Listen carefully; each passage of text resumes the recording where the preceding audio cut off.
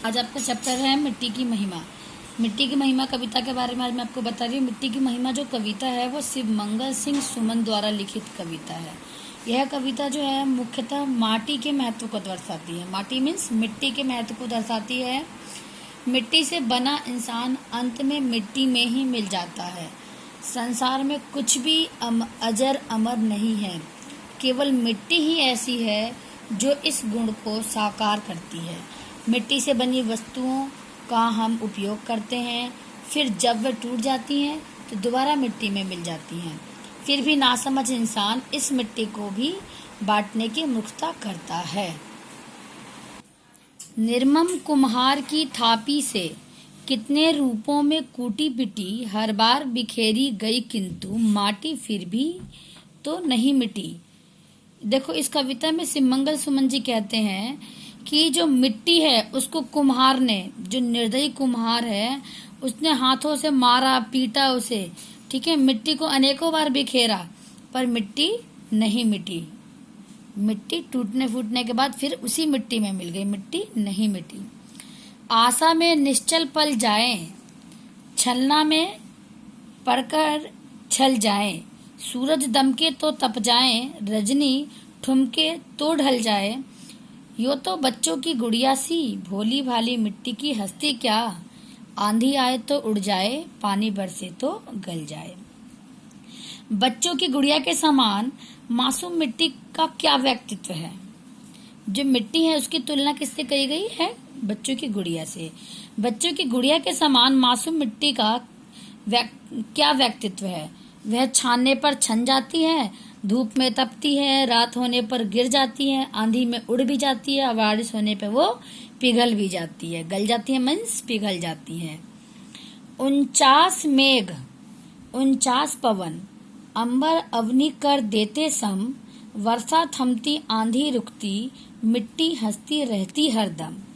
फसल उगती फसल कटती लेकिन धरती चीर उर्वर है, 100 बार बने 100 बार मिटे लेकिन मिट्टी अनश्वर है। देखो, 49 मेघ मतलब कि देखिए आप, इसमें बोला गया है पैराग्राफ में कि फसल उगती है और फसल कटाई भी होती है, पर जो मिट्टी होती है वो हमेशा उर्वर रहती है। उर्वर मत मीन्स उपजाऊ रहती है।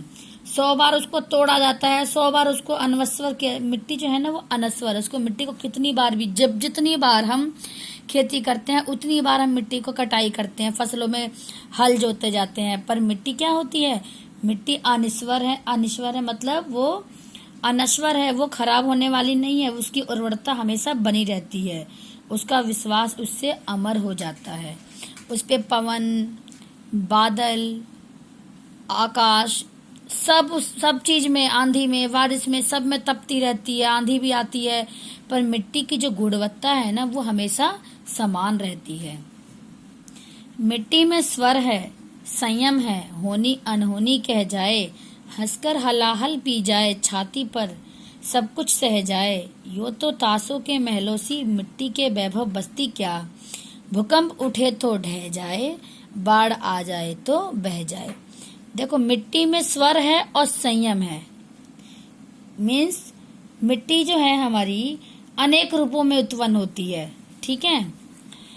कोई भी अनहोनी होए, कुछ भी होए, वो उसको कैसा भी गम हो, कितनी भी तगड़ी अनहोनी हो, उसे वो हंसकर पी जाती है। जैसे कि देखिए आप, अगर भूकंप आता है तो महल जो होते हैं चाहे ताश के पत्तों की तरह होते हैं, जैसे ताश के पत्ते अचानक से हल्का सा हिलने पे गिर जाते हैं, उसी प्रकार से भूकंप आने पर बड़े बड़े महल भी गिर जाते हैं, गिर के वो मिट्टी में ही मिल जाते हैं।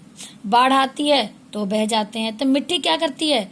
छाती पर सब सह जाए, मतलब वो आसानी से ये सारे प्रलय को सह लेती है और हंस के दुखों को भूल जाती है, ठीक है। मिट्टी की महिमा मिटने में मिट मिट हर बार संवरती है, मिट्टी मिट्टी पर मिटती है, मिट्टी मिट्टी को रचती है। देखिए आप लोग, मिट्टी की महिमा मिटने में, मिट्टी की जो कलाकारी है वो क्या है? मिट्टी कितनी भी बार मिटती है, मतलब उसकी हस्ती को हम मिटा देते हैं। मिट्टी से बना हुआ मकान, घर, संपत्ति, सब कुछ क्या है? सब कुछ तहस नहस, भूकंप आया, बाढ़ आई, है ना, कोई भी आपदा आई सब मिलके मिट्टी में ही मिल गई। तो ये बोला है मिट्टी की जो महिमा है, जो उसका कलाकारी है, वो क्या है, मिटने में है। और मिटने के बाद भी मिट मिट हर बार संवरती है, मिटने के बाद भी वो इसी मिट्टी से संवर कर आगे बढ़ती है। मिट्टी मिट्टी पर मिटती है, मिट्टी मिट्टी को रचती है। जो हमारी माटी का, जो हमारे देश में जो भी जो भी आज के डेट में आप लोग देखते हैं सुख है, धन हो गया, चाहे अन्न हो गया, चाहे घर हो गया, कुछ भी है, वो सब कहाँ से हमारे आई है, वो सब मिट्टी से आई है।